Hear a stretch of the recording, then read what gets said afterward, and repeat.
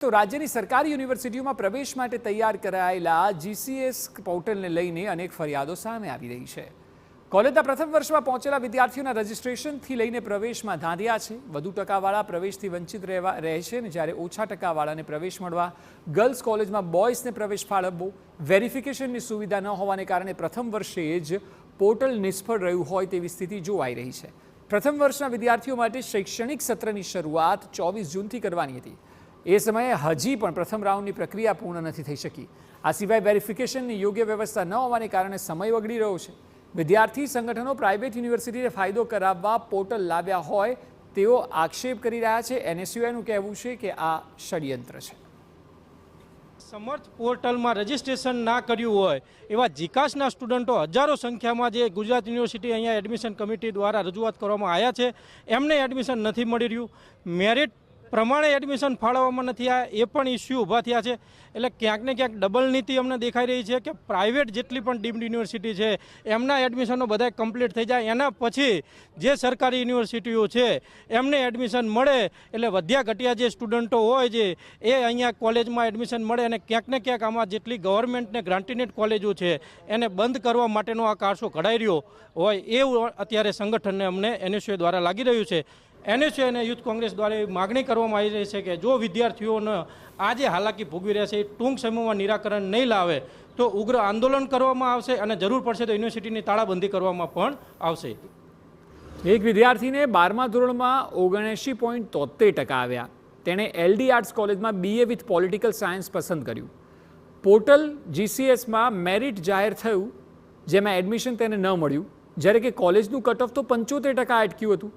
તો વળી જ્યાં એડમિશન મળ્યું ત્યાં અંગ્રેજી મીડિયમમાં અપ્લાય કર્યું, તેના બદલે ગુજરાતીમાં પ્રવેશ ફાળવી દેવાયો। બીએ માટે ફોર્મ ભર્યો હતો જીકાસ પર અને મેં પહેલી પ્રેફરન્સમાં એલડી આર્ટ્સ મૂકી હતી, પોલિટિકલ સાયન્સમાં ઇંગ્લિશ મીડિયમ। પછી એનું કટ ઓફ આવ્યું એલડી આર્ટ્સનું પોલિટિકલ સાયન્સમાં એસસીબીસી માટે 75% સમથિંગ આવ્યું અને મારા એચએસસી બોર્ડમાં 79.73% આવ્યા છે। તો પણ મને એલડી આર્ટ્સમાં એડમિશન નહીં મળ્યું ફર્સ્ટ પ્રેફરન્સમાં જે કોલેજ નાખી હતી, અને મને એડમિશન મળ્યું છે પેલી એચકે આર્ટ્સ કોલેજમાં જે મેં 22nd કે 23rd પ્રેફરન્સમાં નાખી હતી। એમાં ગુજરાતી મીડિયમમાં એડમિશન મળે છે મને, એટલે હવે મારે શું કરવાનું? વિદ્યાર્થી સંગઠન એબીવીપી દ્વારા રાજ્યની તમામ સરકારી યુનિવર્સિટીઓ બહાર દેખાવો કરાયા હતા, જેમાં પણ તેમણે જીકાસ પોર્ટલ નિષ્ફળ રહ્યું હોવાના આક્ષેપો સાથે વિદ્યાર્થીઓને પડતી સમસ્યાઓ વર્ણવી હતી। પોર્ટલમાં રજિસ્ટ્રેશન સમયે સ્ત્રી અને પુરુષ દર્શાવવામાં ન આવ્યું હોવાના કારણે 375 વિદ્યાર્થીઓને ગર્લ્સ કોલેજમાં પ્રવેશ ફાળવી દેવાયો। સાથે જ વેરિફિકેશન વ્યવસ્થાનો અભાવ હોવાથી પુનઃરજિસ્ટ્રેશન અને વ્યવસ્થા સુધારાની માંગ કરાઈ છે। વેરિફિકેશનમાં મૂળભૂત જ્યારે વિદ્યાર્થી પોતાનું જીકાસ પોર્ટલ પર રજિસ્ટ્રેશન કરતો હોય છે ત્યારે એમાં પોતાની તમામ માહિતી જેવી કે માર્કશીટ, પોતાના માર્ક્સ, પોતાનું જેન્ડર, તે બધી નાખવામાં જ્યારે વિદ્યાર્થી ભૂલ કરતો હોય છે ત્યારે એનું ડોક્યુમેન્ટ વેરિફિકેશન કરવું એ ઘણું આવશ્યક હોય છે। આટલા બધા માસ વિદ્યાર્થીઓમાં કેટલાક વિદ્યાર્થીઓ દ્વારા ભૂલ થાય એ સ્વાભાવિક છે, ત્યારે એ સંપૂર્ણ જવાબદારી એ યુનિવર્સિટીની આવે કે એના તમામ ડોક્યુમેન્ટ વેરિફિકેશન કરવામાં આવે અને એનું જેન્ડર વેરિફિકેશન કરવામાં આવે કે જેનાથી એની માર્કશીટ છે તો એને જીએસઈબી બોર્ડ અથવા સીબીએસઈ બોર્ડના ડેટા સાથે એનું કમ્પેર કરીને તથ્ય શું છે એ બહાર લઈને અને એનું માર્કશીટ વેરિફિકેશન થાય તો આ ઘણા બધા સમસ્યાઓનું સમાધાન આ ફક્ત વેરિફિકેશનથી એ સંપૂર્ણ થઈ શકે છે। પણ ક્યાંક ને ક્યાંક યુનિવર્સિટી તંત્ર આ વેરિફિકેશનમાં નિષ્ફળ ગઈ છે। નવાઈની વાત તો એ છે કે ગુજરાત યુનિવર્સિટીના કુલપતિ ડૉક્ટર નિરજા ગુપ્તાએ પણ એ વાતનો સ્વીકાર કર્યો કે મેરિટવાળા કેટલાક વિદ્યાર્થીઓ રહી ગયા છે। જોકે તેઓ કહી રહ્યા છે કે તમામનો અન્ય રાઉન્ડમાં સમાવેશ થઈ જશે। સાથે જ જીકાસ પોર્ટલની ખામીઓ અંગે જીઆઈપીએલને પણ રજૂઆત કરાઈ છે। નવી વ્યવસ્થા હોય ત્યારે આવી સમસ્યા ઊભી થતી હોય છે, ધીરે ધીરે એમાં સુધારા આવશે।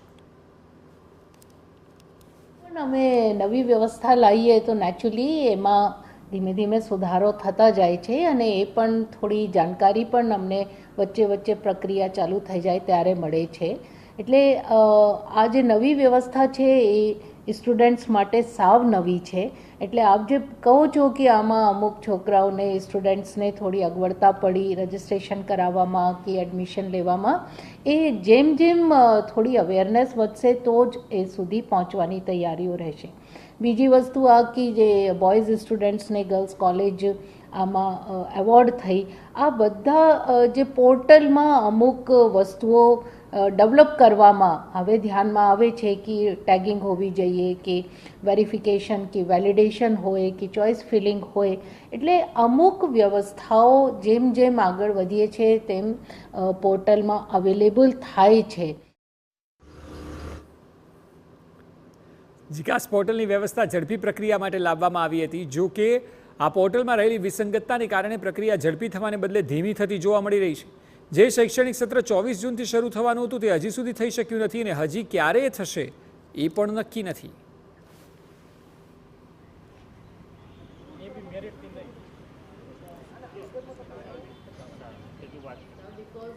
અમે કોલેજોને આપીએ તો માનો એક સ્ટુડન્ટ. તો આ મુદ્દો અત્યારે વિદ્યાર્થીઓનો સૌથી સળગતો મુદ્દો છે અને એટલા માટે આ મુદ્દે ચર્ચા કરવા માટે આપણી સાથે ભારતીય જનતા પાર્ટી તરફથી પરિમલભાઈ ત્રિવેદી જોડાયા છે. તો એ સિવાય કોંગ્રેસ તરફથી આપણી સાથે પ્રદેશ પ્રવક્તા મનીષભાઈ દોશી જોડાયા છે. આ બંનેનું સ્વાગત છે. સૌથી પહેલો સવાલ પરિમલભાઈ આપને, આજે પ્રશ્ન થઈ રહ્યો છે, વિદ્યાર્થીઓ મેદાને છે. મારો સવાલ એ છે કે સરકાર પાસે આ સમસ્યાનું પ્રોપર હોમવર્ક કેમ નહોતું? પ્રથમ વર્ષે માની શકાય સમસ્યાઓ હોય, પણ હોમવર્ક તો હોવું જોઈએ. હવે 24 જૂનની જગ્યાએ હજુ સત્ર શરૂ નથી કરી શક્યા.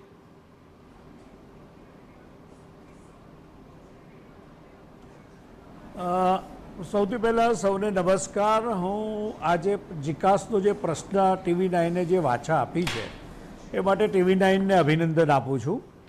અને જે કુલપતિશ્રીએ કહ્યું એ પ્રમાણે કે આ જે નવી વ્યવસ્થા છે એમાં કેટલાક પ્રોબ્લેમ દેખાયા છે. અને મને યાદ છે કાનાણી, કુમારભાઈ કાનાણીએ પણ પત્ર લખીને રાજ્ય સરકારનું ધ્યાન દોર્યું છે. માન્ય શિક્ષણ મંત્રીશ્રીએ પણ આ વાતનો ઉલ્લેખ કરીને કેટલીક સૂચનો પણ કર્યા છે. વાત સાચી છે કે ક્યાંક ને ક્યાંક જીકાસને અંદર જે પોર્ટલ છે એની અંદર વિદ્યાર્થીઓની કેટલીક જે માગણી છે એને સંતોષવા માટે એમાં કેટલાક સુધારા કરવા પડે એવું લાગે છે.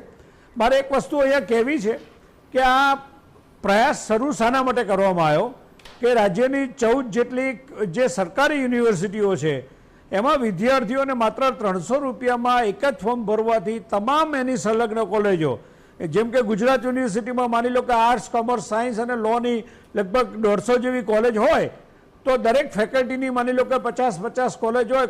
આર્ટ્સ કોમર્સ કોલેજમાં માની લો કે 50 કોલેજ છે તો એક જ ફોર્મ ભરવાથી વિદ્યાર્થી 50 કોલેજમાં પોતાની પસંદગી આપીને એ પ્રવેશ મેળવી શકે છે.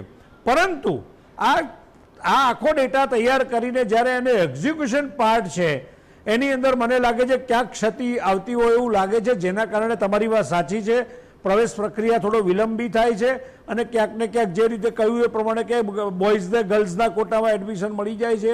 બિલકુલ પરિમલભાઈ, એટલે સ્વાભાવિક છે કે હેરાનગતિ વિદ્યાર્થીઓને ચોક્કસ થઈ રહી છે. મનીષભાઈ, મારે આપને પૂછવું છે કે સરકારે કહી રહી છે કે સારું કરવાની વાત હતી, ટેકનોલોજીના ઉપયોગથી તમામ જગ્યાએ પ્રોસેસને સરળ કરવાની વાત હતી અને એમાં પહેલું વર્ષ છે એટલે બની શકે કે કોઈ જગ્યાએ ટેકનિકલી પણ કચાશ રહેતી હોય. આવનારા સમયમાં તેને સુધારવામાં આવશે. કોંગ્રેસનું શું કહેવું છે? જે રીતે ધોરણ 12ના પરિણામ આવ્યા પછી લાખો વિદ્યાર્થીઓને જે રીતની પ્રવેશના કામના અવ્યવસ્થાને અરાજકતા ઊભી થઈ, વિદ્યાર્થીનો હેરાન થાય. કેટલા શહેરોની વાત છે, સુરત, અમદાવાદ, રાજકોટ, વડોદરાની અંદર MS યુનિવર્સિટી, એના પ્રવેશના નિયમો અલગ. 14 પહેલા શરૂઆતમાં 15 યુનિવર્સિટીમાંથી 2 યુનિવર્સિટી બહાર નીકળી ગઈ, 13 યુનિવર્સિટી રહી. પછી જ્યારે એડમિશનની સમગ્ર પ્રક્રિયા શરૂ થઈ ત્યારે 11 યુનિવર્સિટી બહાર નીકળી ગઈ. 2 યુનિવર્સિટીએ જીકાસના ડેટા લઈને પોતે પ્રવેશ આપવાનું શરૂ કર્યો. સવાલ મારો એટલો છે, આ તમે જે વાત કરો છો ને કે કોઈનો ગર્લ્સમાં જતો રહ્યો નહીં, એ નાના નહીં, મોટા પ્રશ્ન સમજવા જેવા. સૌથી મોટો પ્રશ્ન કે ધારો કે હળવદ કોલેજ છે તો હળવદ કોલેજની અંદર એક જ કોલેજ ગામની અંદર છે, તાલુકા પ્લેસ ઉપર, ત્યાં જ વિદ્યાર્થીને પ્રવેશ લેવાનો છે 70%. એ વિદ્યાર્થીઓને જીકાસમાં કરીને 1.5 મહિનાથી રાહ જોવે. આજે અહીંયા પ્રશ્ન થવાનો જ નથી. દાહોદની અંદર આવેલી કોલેજની અંદર પ્રશ્ન કોમન છે. મહેમદાવાદની, ધોળકાની કોલેજો, ધંધુકાની કોલેજ, એના પ્રશ્ન સ્થાનિક છે. સ્થાનિક કોલેજો સિંગલ 50 રૂપિયાના ફોર્મથી મળતો પ્રવેશ BA, BCom, BSc માં. તો એ વિદ્યાર્થીઓને અત્યારે જીકાસમાં તમે નાખીને 1.5 મહિનાથી એને રખડાવો છો ને એ વિદ્યાર્થીને ખબર નથી કે એમને ક્યારે પ્રવેશ મળશે. આ આખી વ્યવસ્થા સંપૂર્ણપણે મગજ વાપર્યા વગર અમલમાં મૂકેલી છે આ યુકાસના આધારે કરેલું જીકાસ પ્રોજેક્ટ છે.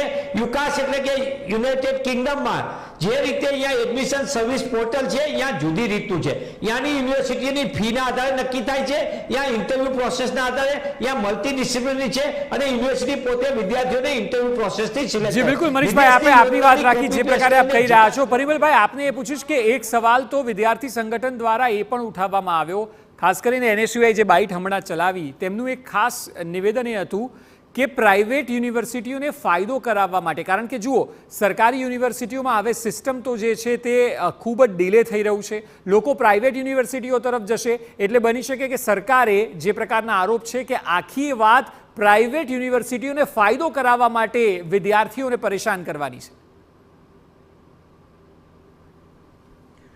ના, મને એ વાતમાં હું સંમત એટલા માટે નથી કે પ્રાઇવેટ યુનિવર્સિટીઓ જે છે એમનું એક મોડલ અલગ છે અને એમાં વિદ્યાર્થીઓને પ્રવેશ માટે કોઈ દબાણ નથી. તમે જોયું હશે કે વિદ્યાર્થીઓ પ્રવેશ મેળવવા માટે આજની તારીખમાં જે ફીના ધોરણ છે એ ગ્રાન્ટીન એડ અને સરકારી કોલેજોના, એ ખાનગી કોલેજો અને યુનિવર્સિટી કરતાં ઘણા નીચા છે.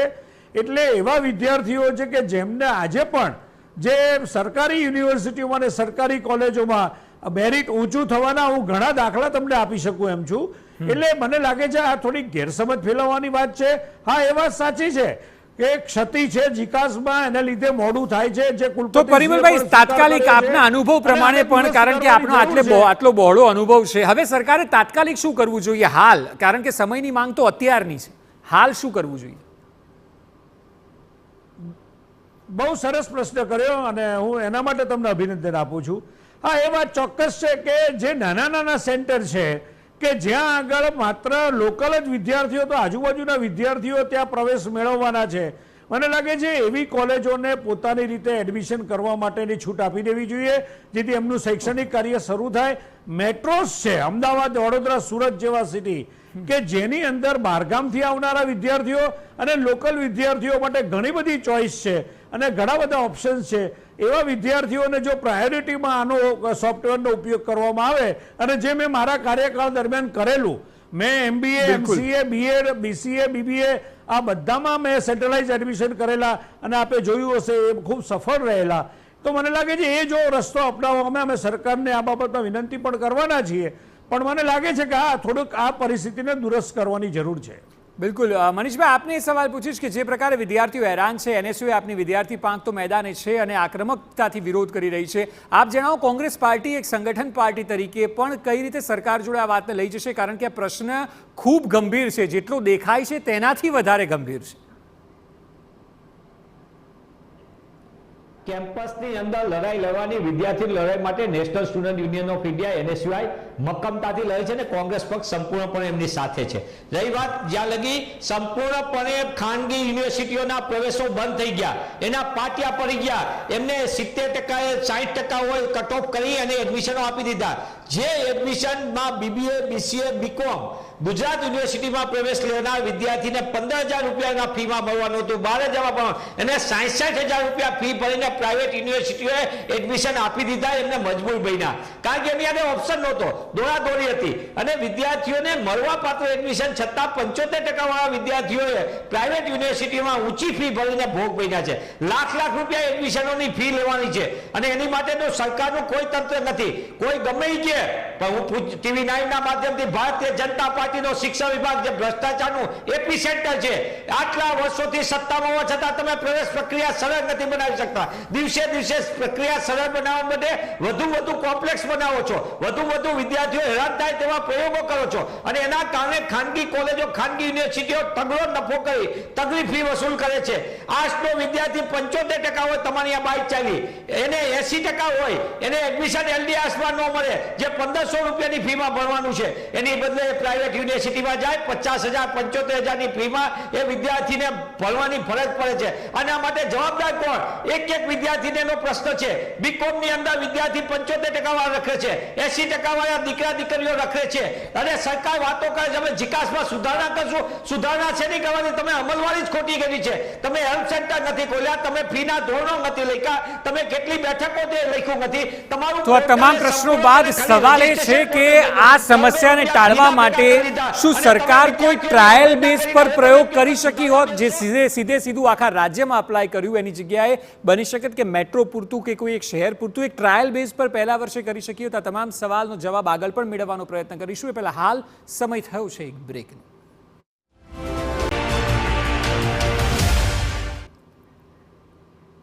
બ્રેક બાદ આપનું સ્વાગત છે. જે રીતે બ્રેક પહેલા ચર્ચા થઈ રહી હતી, જીકાસનો મુદ્દો રાજ્યવ્યાપી છે અને લાખો વિદ્યાર્થીઓના એડમિશન જોખમાયા છે. પરિમલભાઈ, મારો બ્રેક પહેલાનો જે સવાલ હતો એ હતો કે એવું ન થઈ શક્યું હોત કે સરકાર ટ્રાયલ બેઝ પર કોઈ એક શહેર પૂરતું કે મેટ્રો પૂરતું આને અપ્લાય કર્યું હોત તો આખા રાજ્યમાં આટલી વ્યાપક અસર ન થાત? એક સાથે જ્યારે હવે સરકાર સ્વીકારે છે કે ટેકનિકલી ઘણા સુધારા છે જે કરવાના છે, પરંતુ આ સ્થિતિ જ ન સર્જાઈ હોત જો ટ્રાયલ બેઝ પર તેને શરૂ કરાયું હોત.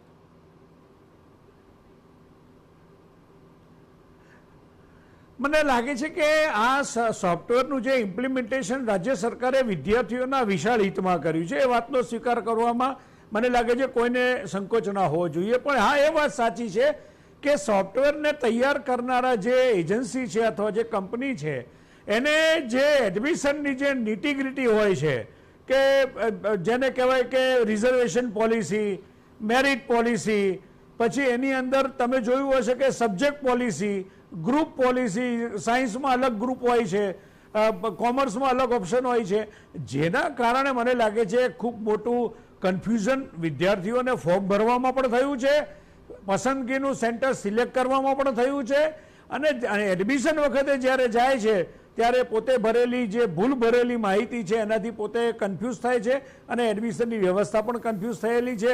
એ વાત તમારી ચોક્કસ સાચી છે. હું પણ એવું વ્યક્તિગત મારું માનવું છે કે આ મેટ્રો સ્ફૂર્તિ વ્યવસ્થા રાખી હોય, ખાસ કરીને અમદાવાદ, વડોદરા, સુરત અને એવા જેવા મોટા શહેરો પૂરતી, તો એમાં એટલો ફાયદો થાત કે મેટ્રોઝની જે એડમિશન વ્યવસ્થાની જે ચિંતા છે ખૂબ મોટી છે.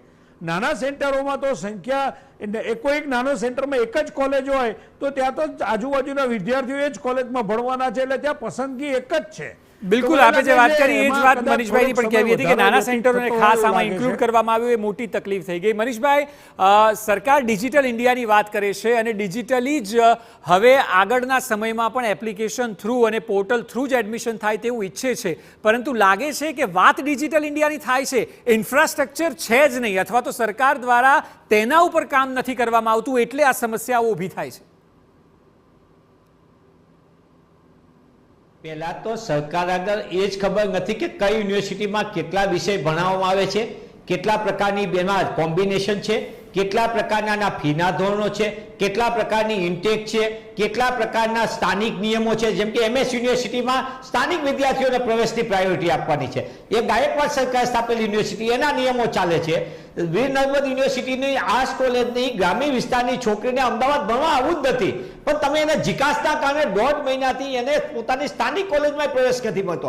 સુરેન્દ્રનગર જિલ્લાના રૂરલ એરિયામાં આવેલી ધાંગધ્રા કે હળવદની કોલેજના છોકરા છોકરીઓને અમદાવાદ નથી આવવું. અહીંયા ગ્રામ્ય વિસ્તારના છોકરા છોકરીઓને પોતાની સ્થાનિક કોલેજમાં BA BCom કરવું છે, જે 1500 રૂપિયામાં અને દીકરીઓને 500 રૂપિયામાં ભણવા મળે છે. પણ આ જીકાસના કારણે એ વિદ્યાર્થીઓને જે 50 રૂપિયાનું ફોર્મ ભરવાનું હતું, મનીષભાઈ આપ જે વાત કરી રહ્યા છો, પરિમલભાઈ, મનીષભાઈ, કારણ કે સમયના અભાવે ચર્ચાને અહીં અટકાવવી પડશે, પરંતુ એક વાત ચોક્કસ છે કે સરકાર પણ સ્વીકારી રહી છે કે ભૂલ થઈ છે, સુધારો કરવામાં આવશે. આ બંને મહેમાનો ડિબેટમાં જોડાયા બદલ આપનો ખૂબ ખૂબ આભાર. તો જીકાસને લઈને સમસ્યા સતત વધી રહી છે, આવનારા સમયમાં સરકાર તેનું સમાધાન લાવે તે અતિ આવશ્યક બની ગયું છે.